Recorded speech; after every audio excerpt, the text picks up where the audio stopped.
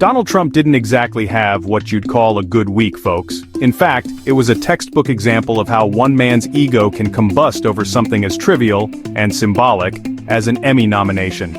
Yes, that's what set him off this time. 60 Minutes, the long-running CBS News magazine, got nominated for an Emmy. But not just for any segment, for the interview they did with then Vice President Kamala Harris during the 2020 election cycle. Now before we go any further, let's get this out of the way. Trump has been angry about this particular interview for a long time. This is the same interview that inspired his absurd, headline-grabbing $10 billion lawsuit against CBS and its parent companies. The basis of that lawsuit? Trump claimed falsely and without any credible evidence that the interview was deceptively edited to make Kamala Harris look coherent. Let's be clear here. CBS released the full unedited version of the interview. Nothing was hidden, nothing was doctored, and no digital wizardry was used to make Harris appear any different than she actually did. But as we've come to expect, facts don't really matter in Trump world, the narrative does. What's particularly fascinating is how Trump handled the Emmy news. He didn't react immediately. No caps lock tirade right after the announcement. No, he stewed. He let it fester inside him like a slow-burning fire, and after more than 24 hours, he finally snapped. That's when he unleashed a scathing and deeply unhinged post on his social media platform, Truth Social. Now, rather than quote it word for word, because let's be honest, we've all read enough of his online rants, I'll break down the essence for you.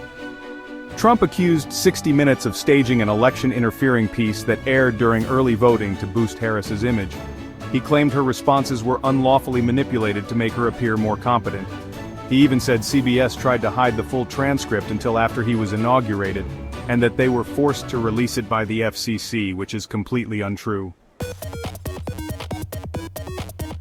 He went on to question the Emmy nomination itself, suggesting it was either fraudulently applied for or awarded by fake media allies who want to prop up a biased narrative. And of course, he ended with a battle cry for media accountability, which, coming from the guy who once suggested injecting bleach during a pandemic, feels more than a little ironic.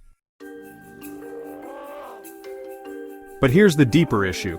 Trump isn't mad because he thinks the interview was unfair. He's mad because he was called out. And this is the part that many articles and headlines just breeze past, the actual reason for the lawsuit and his meltdown.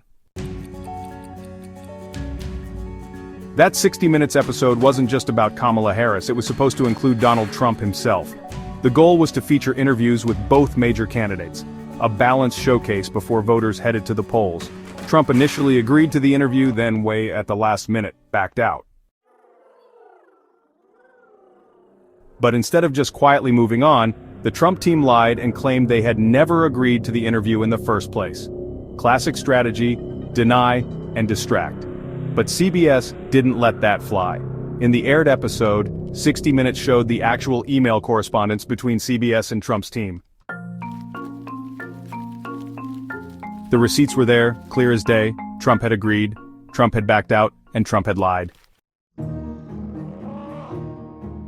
And that's what really cut him deep. That's what this lawsuit is actually about. Not deceptive editing, not media bias. It's about getting exposed on national television, having your bluff called in front of millions. It was a direct shot to his ego, and in true Trump fashion, when backed into a corner, he didn't apologize or clarify.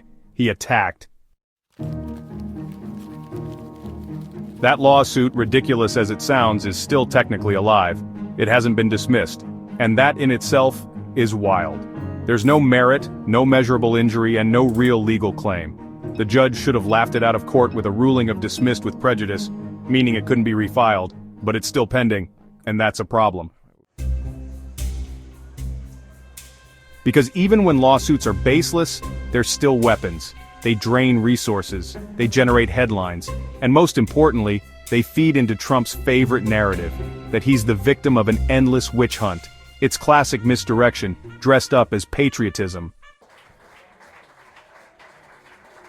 And we can't forget the symbolism behind this Emmy nomination. Trump isn't just fuming about a trophy, he's livid because the very segment that called him out, the one that showed his cowardice, is now being recognized and celebrated. It's public validation that he was in the wrong. And in the Trump universe, that's unacceptable. So let's not buy into the distraction. This was never about media malpractice. It's about a man who walked away from an interview, lied about it, got caught, and now wants to sue his way back into control. Thanks again to everyone for supporting us here at Fair and Balanced. And hey, we've got something new for our loyal viewers. Channel memberships are officially live. If you want early access to videos, special icons, and exclusive badges, now's your chance. Your support keeps us going and helps us tell stories others are afraid to touch. So thank you, truly.